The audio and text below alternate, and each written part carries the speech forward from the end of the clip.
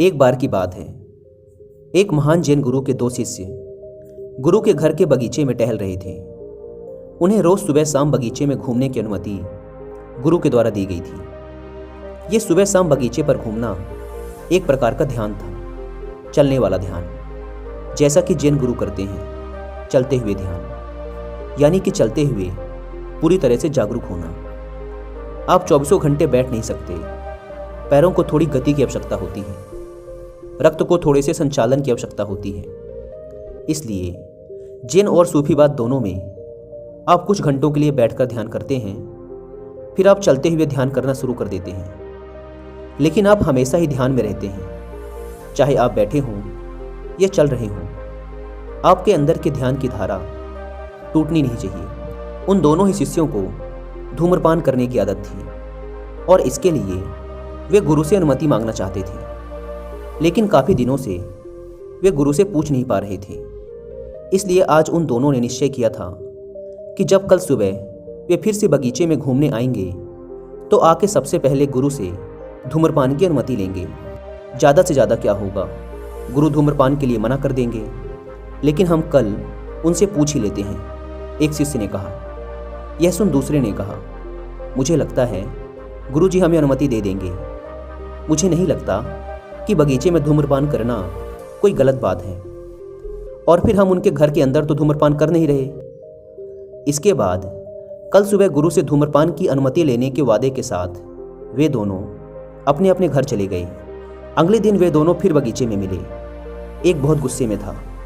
वो गुस्से में था क्योंकि दूसरा धूम्रपान कर रहा था। उस दूसरे शिष्य ने तंबाकू की एक कस भरते हुए पूछा, क्या हुआ? पहले शिष्य ने बड़े गुस्से में कहा, मैंने भी पूछा था, लेकिन मुझे साफ मना कर दिया और कहा कि नहीं कर सकते। और तुम यहाँ धूम्रपान कर रहे हो, अपने गुरु के आदेश का अपमान कर रहे हो। दूसरे ने कहा, लेकिन उन्होंने तो मुझे हाँ कहा है। यह सुन पहले शिष्य ने कहा, यह तो बहुत ही अन्यायपूर्ण बात है। मैं भी जाकर गुरु जी से पूछता हूँ कि उन्होंने मुझे ना और तुम्हें हाँ क्यों कहा। दूसरे ने कहा, एक मिनट रुको, तुम पहले मुझे ये बताओ कि तुमने उनसे पूछा क्या था। पहले ने कहा, मैंने क्या पूछा था? मैंने तो बस एक साधारण सा प्रश्न पूछा था कि क्या मैं ध्यान करते हुए धूम्रपान कर सकता हूँ। और उन्होंने कहा, नहीं। यह सुन दूसरा हंसने लगा। उसने कहा, अब मुझे समझ में आया कि मामला क्या है।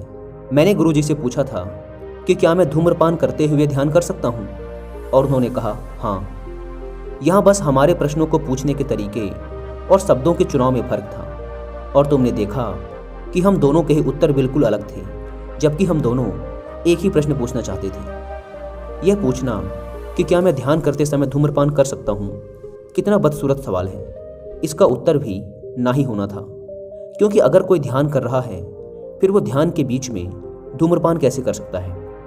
लेकिन यह पूछना कि क्या मैं धूम्रपान करते हुए ध्यान कर सकता हूँ एकदम सही सवाल है, क्योंकि कोई भी इंसान धूम्रपान को तो ध्यान से कर ही सकता है। वो धूम्रपान करते समय उसकी एक एक प्रक्रिया को जागरूक होकर बड़े ध्यान से कर सकता है। सब कुछ सही प्रश्न पूछने का खेल है।